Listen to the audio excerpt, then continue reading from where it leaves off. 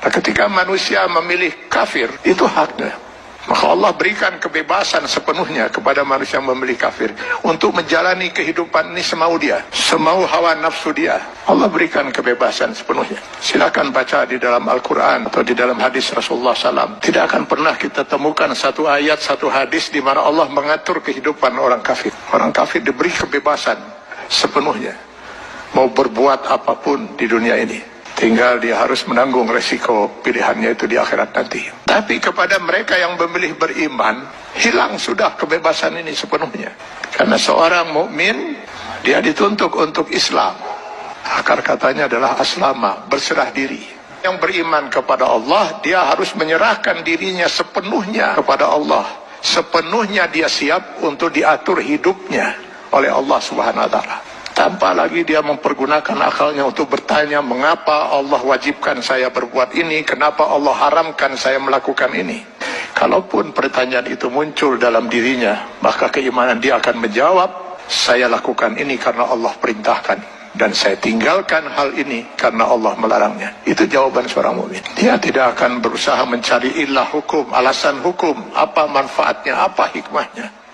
Karena keimanannya akan mengatakan, semua yang diperintahkan Allah pasti ada manfaatnya.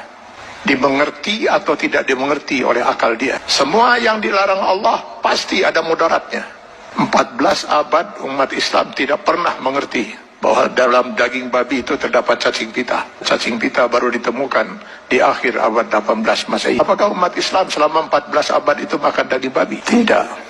Setiap yang dilarang oleh Allah pasti ditinggalkan oleh seorang mukmin. Maka seorang mukmin harusnya siap untuk mengislamkan dirinya secara penuh, secara utuh, secara kafah. Maka kepada orang yang memilih beriman itu Allah menyeru, ya ayyuhallazina amanu dukhulu fis-silmi kafah. Kalau memang kalian memilih beriman, masuklah ke dalam Islam itu secara kafah, secara utuh. Mengislamkan diri kita setiap detik, baik dalam hubungan hablum minallah maupun hablum minan nas.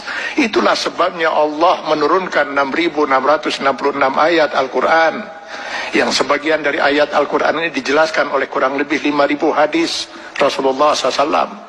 Kenapa harus Allah turunkan ribuan ayat Al-Quran dan ribuan hadis ini? Karena yang mau diatur hidup seorang mukmin itu bukan hanya sekedar sholat, saum, zakat, haji saja. Seluruh kehidupan dia per detik, mulai dari masuk WC, keluar WC, sampai mengatur kehidupan bermasyarakat, bernegara. Ini kalau dia mau milih beriman.